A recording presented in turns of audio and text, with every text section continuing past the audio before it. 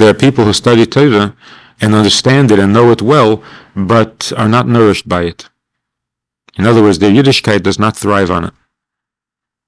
And sometimes the exact opposite. The more they learn, the less nourishment or the less life and enthusiasm they have for mitzvahs and for Yiddishkeit. In the olden days in the church, every priest had to be familiar with Gemara, had to be a scholar in Gemara. That didn't make them more Jewish. So they learned and they studied and understood, and it didn't do anything for them. That's an extreme example. But there are Jews who are scholars in Torah, who understand Torah, have very good heads, and they learn it, and they know it, and they can make good speeches about it, and then they turn around and eat non-kosher food. So obviously, the knowledge hasn't nourished them at all. And that's like eating foods that you can't digest. So you eat, and you eat, and you eat, and you're not any healthier. Or if you're into vitamins, there are certain vitamins that if you take a lot of them, it doesn't do you any good because the body doesn't use it unless you take it along with another vitamin that allows the body to break down the first vitamin and make use of it. Otherwise, you're wasting your time. So what is this second vitamin that makes the first vitamin work? Huh? The awareness that this is God's Torah.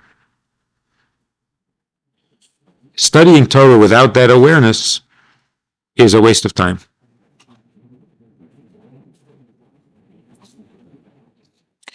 And that's what the Mishnah means, that whoever the one whose fear precedes his wisdom, the wisdom will last. The one whose wisdom precedes his fear, the wisdom will not last. If the fear precedes the wisdom, then the wisdom is meaningful. But if the wisdom precedes the fear, then the wisdom won't last. It's not useful. And the fear being the awareness that you're studying God's Torah. So when you have these two ingredients, that the Torah is taken inwardly, you really do understand what you're learning, you're not merely mouthing the words, and you realize whose Torah you're learning so that it is assimilated into your soul.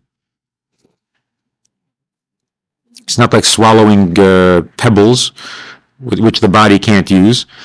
It's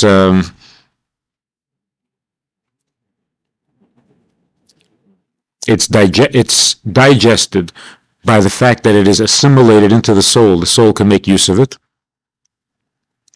Then it nourishes from within. Torah comes in stages throughout history. There was a long time when that Torah consisted only of the 5 books. Maybe for a while it consisted only of 10 commandments. Then it became 5 books. Then it became 24 books. Then it became the Gemara, Mishnah. Then it became the Gemara. Then it became the Shulchan Aruch and the Rambam. And then it became Kabbalah. So Torah comes to us in stages as we need it. Those parts of Torah that we didn't need, we weren't allowed to study, although it was always in existence. But if you don't need it, you're not allowed to study it. Because to pursue Torah as an academic thing is not allowed. So unless we need it for our neshama, we're not allowed. And because we're not allowed, it basically was never revealed. So for example, the oral Torah was supposed to remain oral.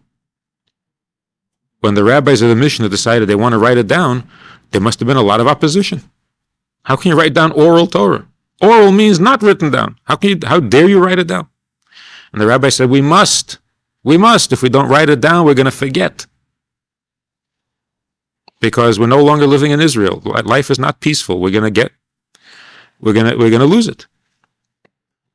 And so, eventually they won. But I'm sure there was a lot of opposition.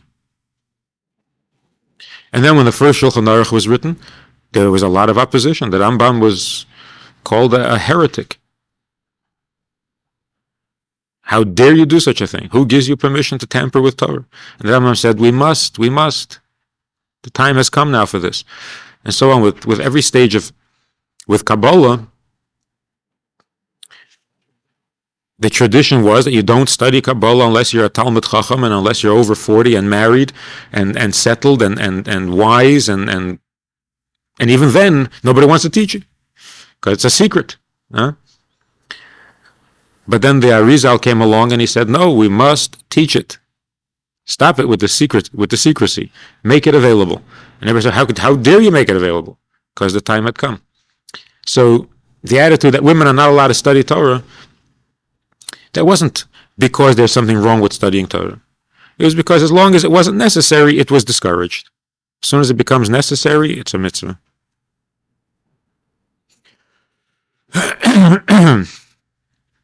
And what has become necessary for women to study more than anything else is that part of Torah that men were not allowed to study.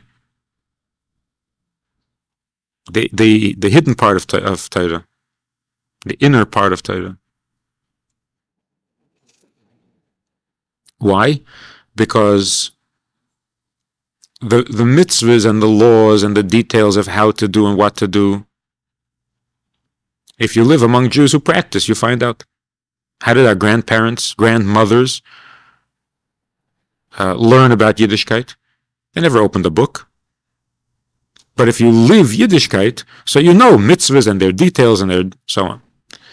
So that you don't have to necessarily learn from a book. So when we say that it is now necessary for women to learn from a book, what is it that is now necessary that wasn't necessary before? To learn about those things that we will not learn simply by observing our Orthodox grandmothers and how they run their kitchen and how they run their home and how they raise their children. What won't we learn from that? We won't learn anything about God. So what part of Torah do we need to study more than any other part? The part that talks about God. The part that talks about what to do if a cow is gored by a bull, by your neighbor's bull. Fine, if you have free time, you want to learn it, gesundheit, but that's not exactly imperative. Well, given this definition of Torah particularly, where we say that Torah is one with God Himself, unlike any other subject, where the concept of the subject and the subject itself are two separate things, such as a human being. Knowing you and understanding you and analyzing you and explaining you and describing you doesn't affect you at all.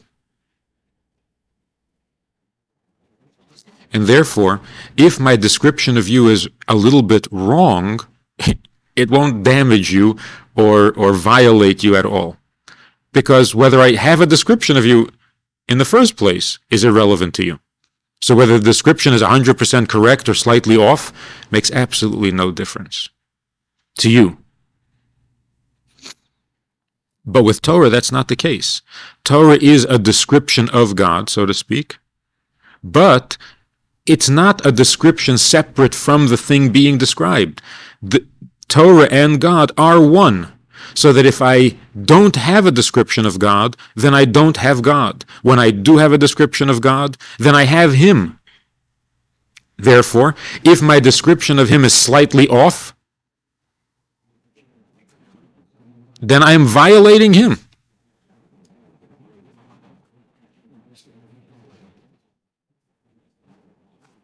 And that's why in Torah, you can't just be academic about it. You're dealing with God Himself. How can you be indifferent? Somebody once complained to the Rebbe,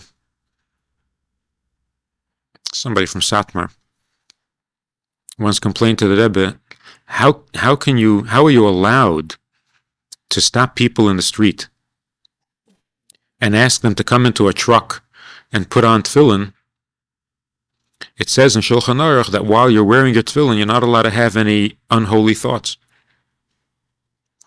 And these people walking in the street, who knows what kind of unholy thoughts they have when they're putting on tefillin. So the Rebbe said, when you stop a Jew who hasn't put on tefillin in years, and you invite him into a truck, and you ask him to put on tefillin, he's not going to have any unholy thoughts. He's busy with the tefillin. Yeah, he's busy with the tefillin. He says, when you go to shul every morning for 12 years, and you put on tefillin by rote, you could have some unholy thoughts.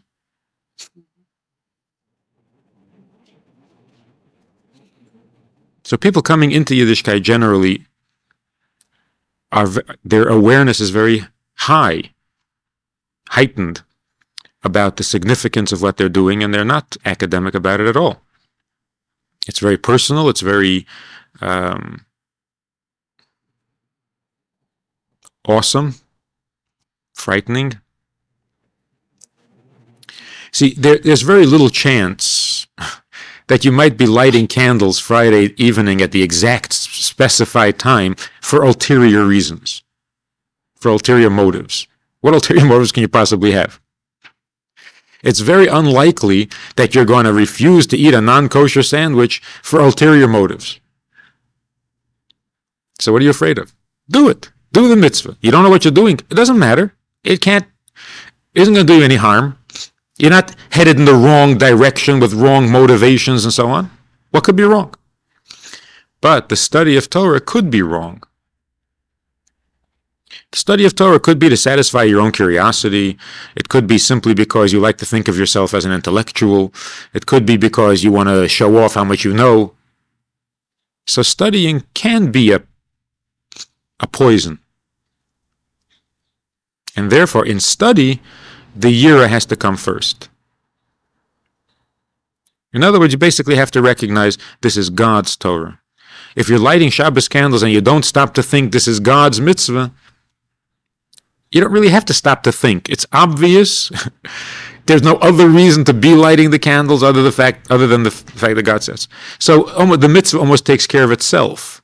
But the study of Torah can be corrupted.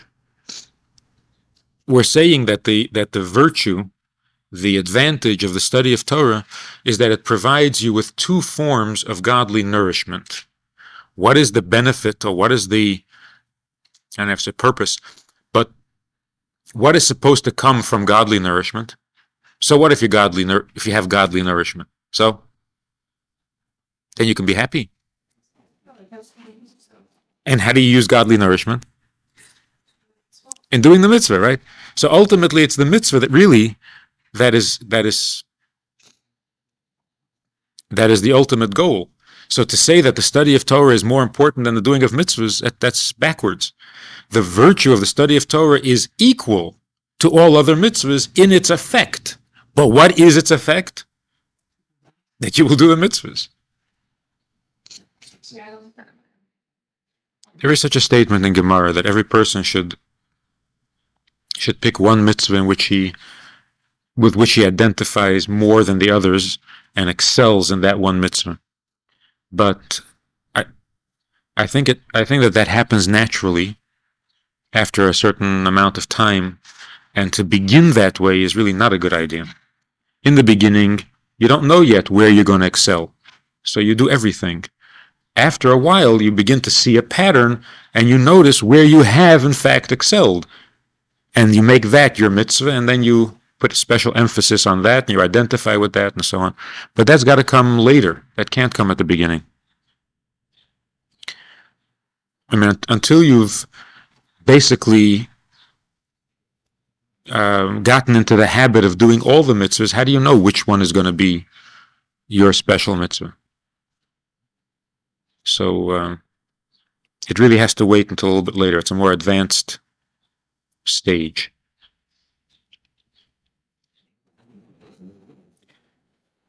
When the Rebbe says that in the knowledge of Torah, there is both the surrounding light as well as the inner light, the internal light. What is the surrounding light and what is the internal light? in the study of Torah. The internal light is the part that you understand. The surrounding part is the part that you don't understand. As we were saying before about the mind becomes totally immersed in a subject when it's understanding it, while at the same time the subject is immersed in the mind. Why is the mind immersed in the subject? Why is the mind surrounded by the subject? Because any subject, even the most physical, begins with a premise that cannot be understood.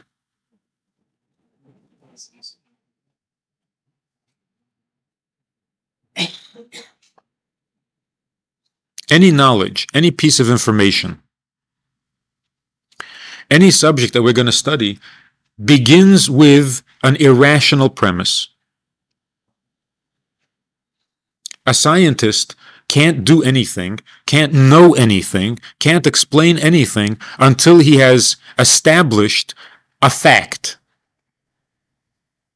And that fact makes no sense.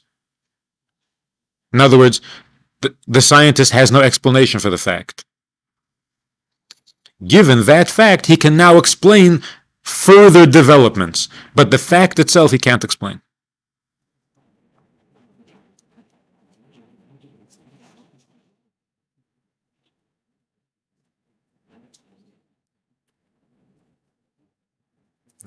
You can think of a lot of examples in that.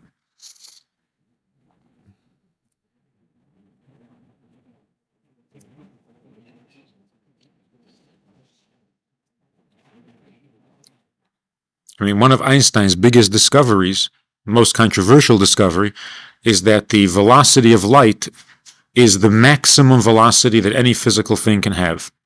Nothing can travel faster than light. Based on that, he built a whole theory. But ask Einstein, why can't anything travel faster than light? Don't know. It's a fact. So any subject that a person masters, he becomes the expert on that subject. The essential assumption that that subject is based on, even the genius does not know. He has to accept it. So that part of the subject that he cannot understand humbles him and surrounds him, so that in order to understand the subject, he has to submit to the subject. He has to throw himself into it, because it is bigger than him. But that part that he does understand, the part that he does understand, he absorbs inwardly. He surrounds it. If that's true with physical subjects, it is certainly true with Torah. Because no matter how much you know of Torah, there's infinitely more to know. So the part that you're understanding, that part you absorb. But you're also keenly aware that there's so much more you don't know. And that surrounds you. So knowledge itself both surrounds and fills the person. And therefore, the study of Torah has both virtues, whereas the doing of a mitzvah has only one. But there's still a problem. The mitzvah is still greater than the study of Torah. That part of Torah that you don't understand, and therefore it surrounds you,